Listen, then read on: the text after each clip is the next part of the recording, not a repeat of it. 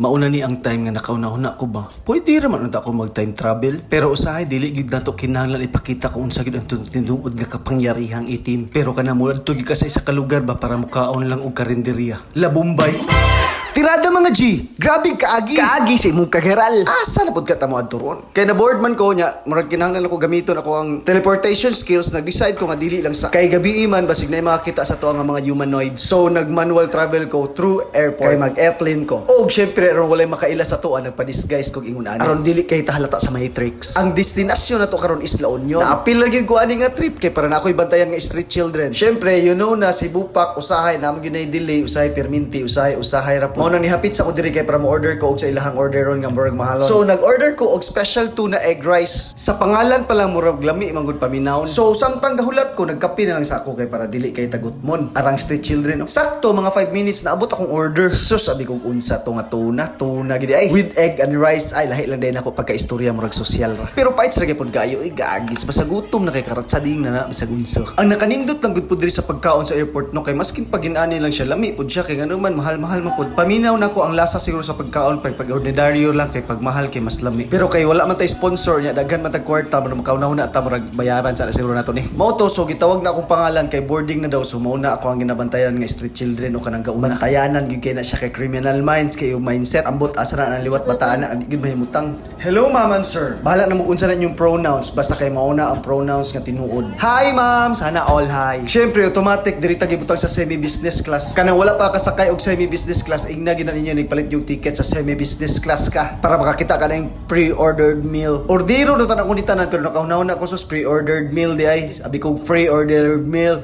Pre di ay. So mao to gingnan akong pilot nga tara na boss. Kay kadlawon biya ta maabot makatog niya ka. Mao ni ako mamiss pag musakay kog eroplano nga gabi baka makita gid ako ning Davao nga inani. Mao nang wala na akong gigamit akong teleportation skills. So gi-fast forward lang ako ang time para maabot na mi. So naabot namin diri sa Manila. Ang place kung saan palaging binabaha ng biyaya. Asi. Ma-remember gid ako tong last na akong matugpad diri ba kay high kay ko si mong gugma.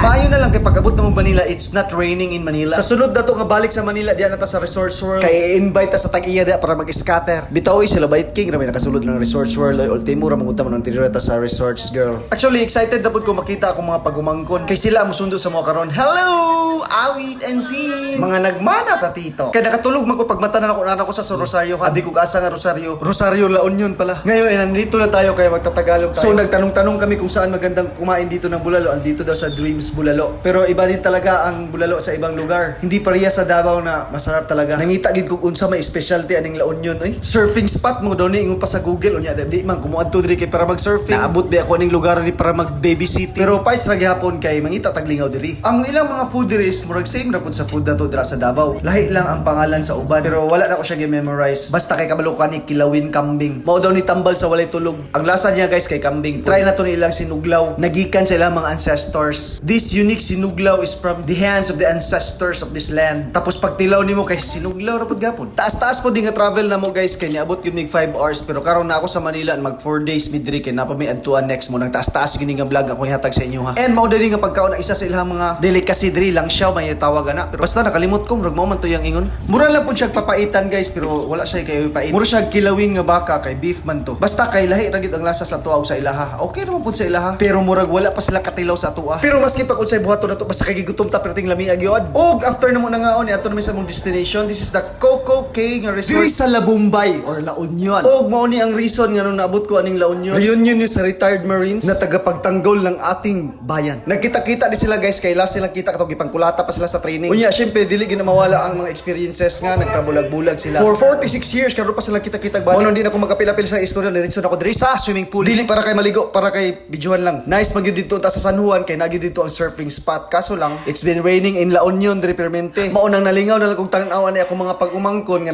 slides. Lami unta gyud magapil-apil pero mura maglain. Pero isa ra gyud ako ang mission ani bantayan ang bataan ang nakagreen. Kay basig taon-taon malahi na pud ang posisyon aning slides. Kay last time gibalhin gyud ang slide sa laing park. Mao nang need gyud kay nabantayan ang bataan mo nang ako ang gi-assign para ana. Pero ako gigiuna gyud ani gyud nga gusto gyud ko mo ato sa San Juan kay mag-surf ko. Kaso lang inani magud ang likod sa ilang resort. Gusto ta nako ipakita sila akong surfing skills pero next time na sa likod aning naw nga ang San Juan. Before ka sa San Juan mo agi sa kag San Fernando La Union tapos San Juan. That's the place where daghan kay party. Pero unsa man to nga dili man ta maka-party mo na makaingon ko next time na lang. Wala pa tanahuman kay part 1 pa lang ni sa tong vlog. See you later.